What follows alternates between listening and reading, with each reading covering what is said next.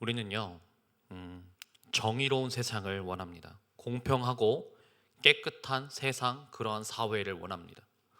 놀라운 것은요, 지금 이 시간 악을 행하며 살아가는, 법을 어기며 살아가는 악인과 그런 사람들조차도 그 마음 한구석에서는 정의를 바란다는 사실입니다. 누구도요, 이 세상 누구도 불의가 이기는 세상을 원하지는 않습니다. 그러나 정의를 원하는 사람들이 이 세상에 정말로 가득한데도 불구하고 이 세상은 전혀 그렇지 못합니다.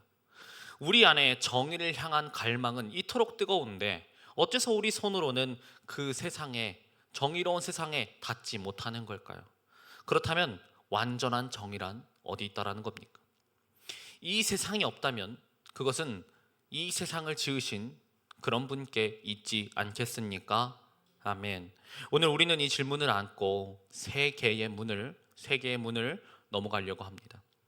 그 문 끝에서 이 세상 어디서도 받아보지 못한 판결 하나를 만나게 되기를 바랍니다. 첫 번째 문입니다. 그것은 바로 법정입니다. 첫 번째 문을 들어갔더니 법정이 있습니다. 로마서 3장 23절입니다.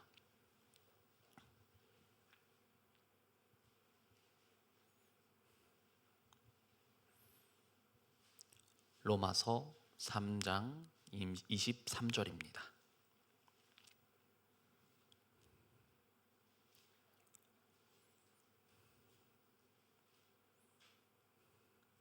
찾으신 분들은 한 목소리를 읽겠습니다. 시작. 모든 사람이 죄를 범하였음에 하나님의 영광에 이르지 못하더니. 아멘. 모든 사람이 죄를 범하였음에. 모든 사람입니다. 예외가 없습니다. 하나님의 기준을 점수로 판단해서 얘기를 한다면요, 하나님의 기준은요 100점 만점에 100점입니다. 완전하고 흠이 없는 100점. 근데 우리는 어떻습니까? 우리가 아무리 애를 쓰고 열심히 살아도 우리의 인생은 하나님께서 보시기에 50점짜리 60점짜리 인생입니다. 여기서 우리는 흔히 이렇게 생각합니다. 그러면은 우리가 조금 더 노력해서 열심히 살면 70점, 80점 올리면 언젠가는 100점에 도달하겠지, 이렇게 생각을 합니다. 그러나요, 죄는요 점수가 모자란 것이 문제가 아닙니다. 죄는요 그 시험장을 뛰쳐 나가버리는 형태를 죄라고 합니다. 채점하시는 분께, 그리고 나를 지으신 하나님께 등을 돌려버리는 행위입니다. 죄라는 건 그렇습니다. 문제는 우리의 실력이 아니라 방향입니다. 방향. 아무리 좋은 답안을 써 내려가도 시험장을 등지고 앉아 있다면 그 답안지는 아무 의미가 없습니다. 그래서 로마서 3장 10절은 이렇게 못을 박습니다. 기록한 바 의인은 없나니 하나도 없으며. 아멘. 한 사람도 예외가 없다는 이 말씀 앞에서 우리는 변명할 자격이 없습니다. 여러분 한번 상상해 보십시오. 우리가 아까 문을 열고 들어왔지요. 지금 우리는 하나님의 법정에 서 있는 것입니다. 우리의 인생이 모두 끝나고 서게 될 법정에서 이제는 더 이상 되돌릴 수 없는 그 공간에서 내려진 최종 판결, 유죄. 그렇습니다. 나는 유죄입니다. 내 힘으로는 이 법정을 걸어 나갈 수 있는 방법이, 기회가, 시간이, 공간이 이제는 없는 것입니다. 바로 그때 뜻밖의 일이 벌어지는 것입니다. 누군가 우리를 다음 문으로 이끌어 주십니다. 유죄 선고를 받은 우리가, 고개를 들 수도 없는 우리가 누군가의 손에 이끌려 다음 문을 열게 되었습니다. 그 문 너머는 감옥이 아니었습니다. 바로 잔치였습니다. 불이 환하게 켜지고 상이 가득 차려진 왕의 혼인잔치였습니다. 마태복음 22장에 이 잔치 이야기가 나옵니다. 그런데요, 왕이 손님들을 이렇게 막 둘러보다가 한 사람을 발견합니다. 우리 한번 찾아볼까요? 마태복음 22장 11절로 12절입니다. 마태복음 22장 11절로 12절입니다.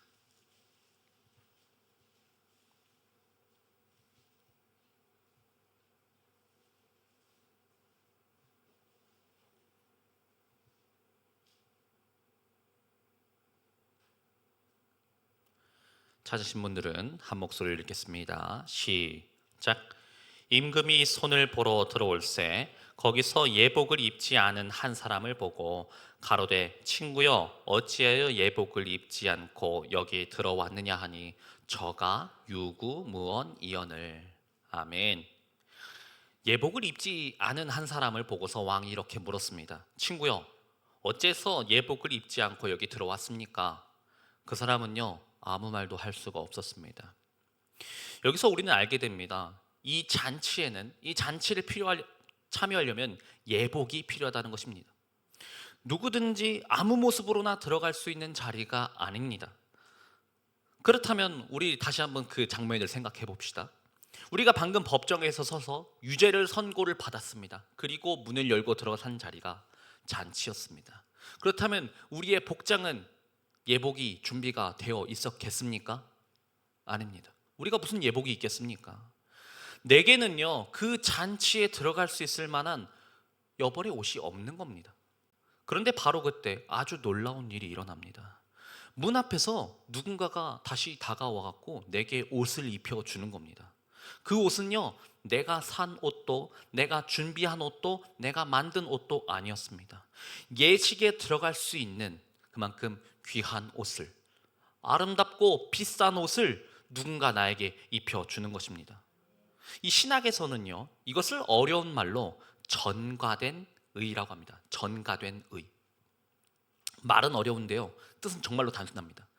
내 옷이 아니라 그분의 옷을 덧입는 것입니다. 이 전가된 의에 대해서 고린도후서 5장 21절은 이렇게 말합니다. 여러분들 귀를 열고 제가 읽어주는 말씀을 한번 들어주시기 바랍니다.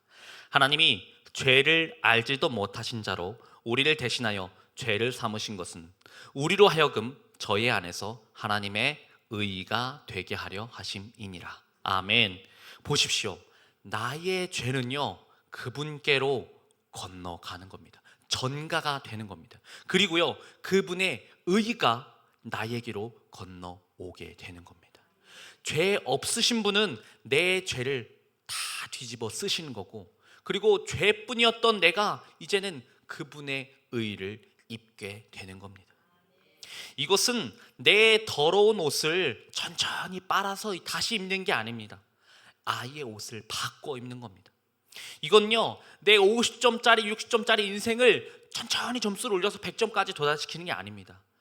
그 100점짜리 시험지랑 제 50점짜리 시험지랑 인생을 통째로 바꿔버리는 겁니다. 시험지를 통째로 바꿔버리는 겁니다.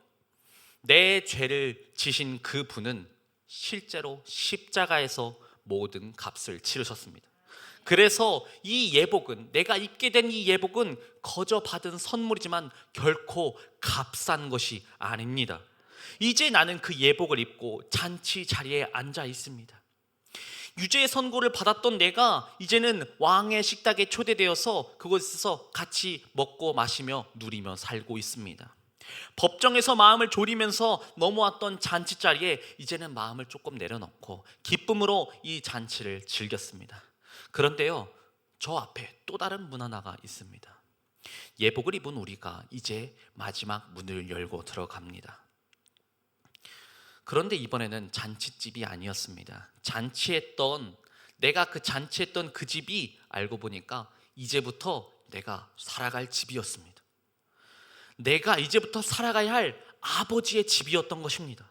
생각해 보십시오. 내가 이 집의 식구가 된 겁니다. 내가 이 집의 식구가 된 것은 내가 잘나서가 아니었습니다. 내가 착하게 살아서 자격을 얻은 것이 아닙니다. 거저 입혀진 예복 때문에, 오직 그 은혜 때문에 나는 이 집의 식구가 될 수 있었던 것입니다. 로마서 8장 14절을 한번 찾아보겠습니다. 로마서 8장 14절.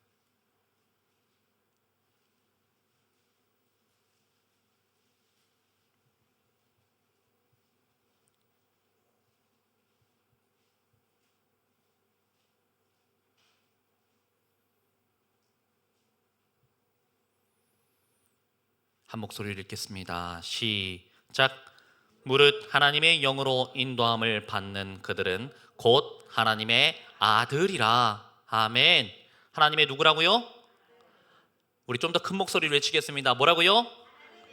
네, 맞습니다. 하나님의 아들입니다. 아멘. 내가요, 이 집에요, 아들이 된 겁니다. 종이 아니라요, 손님이 아니라 아들이 된 겁니다. 여기서부터 순서가 완전히 뒤바뀌는 거예요. 여러분, 우리가 어떤 식구가 될 때 어떤 자격이 있어서 뭘 잘 살아서 식구가 되는 겁니까? 아니요. 내가요, 이 집의 식구가 되었기 때문에 이 집안 사람답게 살아나가는 겁니다. 자격을 얻으려고 애쓰는 게 아니라요, 내가 이미 받은 사랑에 응답하며 살아나가는 겁니다. 이것은요, 무거운 짐이 아닙니다. 무거운 책임이 아니에요. 사랑하는 아버지의 집을 부끄럽게 하고 싶지 않은 우리의 마음입니다. 규칙을 어기면 쫓겨날까봐 그렇게 떠는 두려움이 아닙니다. 이 집이 너무 좋아서 이 집안 사람답게 그렇게 살고 싶은 심정입니다. 그것이 바로 성도의 삶인 줄로 믿습니다. 아멘. 그러니 우리는 이번 한 주도 애쓰며 한번 살아가 봅시다. 아멘. 이 집안 사람답게, 하나님 아버지의 자녀답게 살아보려고 치열하게 노력을 하셔야 된다는 겁니다. 오늘요, 우리는 세 개의 문을 지나왔습니다. 법정에서요, 유죄 선고를 받고, 잔치에서 내 옷도 아닌데 그 예복을 얻어 입어서, 그리고 결국 그 집에 들어가 그 집의 자녀가 되었습니다. 그런데요, 저는 이런 아름답고 이런 복된 이야기를 여기서 끝내고 싶지 않습니다. 이 복된 이야기가요, 아직 여러분의 이야기가 아닐 수도 있기 때문입니다. 우리 다시 한번 첫 번째 문으로 돌아가 볼게요. 이 법정에 선 그 사람이 누굽니까? 성경 속의 누구 이야기로 혹은 옆 사람 이야기로 보시면 안 됩니다. 이 피고 속에서 유죄 선고를 받고 영원한 사망이라는 사형 선고를 받은 사람이 바로 나인 줄을 아셔야 됩니다. 아멘. 정직하게 우리 자신을 한번 들여다보시기 원합니다. 우리는 얼마나 오랜 시간 하나님께 등을 돌리고 살았습니까? 머리로는 알지만 믿음으로는 정말로 멀어진 상태에서 수많은 시간을 살아왔지 않습니까? 입술로는 정의를 외치면서 부르짖으면서 정작 내 삶은 얼마나 이기적이었습니까? 남의 허물은 그토록 날카롭게 지적하면서 지켜보면서 내 죄는 얼마나 너그러웠습니까? 나를 지으신 분을, 나를 위해 모든 것을 주신 분을, 우리는 그분을 위해 생각하며 살아가 본 날이 우리 인생 가운데 며칠이나 계수할 수 있겠습니까? 여러분, 이건요, 죄입니다. 점수가 모자란 게 중요한 게 아니에요. 내가 하나님께 완전히 등을 돌린 건, 그 시험장에서 나가버린 건, 그 죄가 지금 이 자리에 앉은 내 죄입니다. 그런데 바로 그런 나에게 십자가에서 한 분이 대신 정죄를 다 받으셨습니다. 내가 받아야 될 사형 선고를 분께서 대신 다 받으셨다는 겁니다. 내 평생을 입어왔던 더러운 죄의 옷을 그분께 드리고, 그 자리에 그분의 아름답고 흰 의의 옷을 내게 입혀주셨습니다. 공짜로 아무 대가 없이 주신 것 같지만 그것은 그분께서 영원한 보좌에서 내려와서 영원한 죽음으로 치르고 마련하신 정말로 비싸고 존귀한 옷인 줄로 믿습니다. 이렇게 뜨거운 주님의 사랑 앞에서 우리는 계속 남의 이야기처럼 팔짱을 끼고 들을 수가 없습니다. 로마서 2장 4절은 우리에게 외칩니다. 하나님의 인자하심이 우리를 인도하여 회개케 하신다고.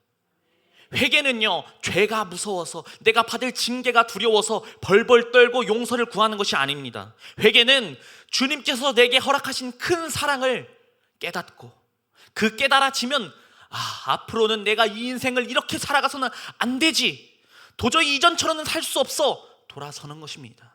하나님으로부터 등을 돌려서 내가 그렇게 인생을 철저하게 그렇게 살아왔던 사람이 이제는 그 사랑에 붙들려서 방향을 바꾸는 것입니다.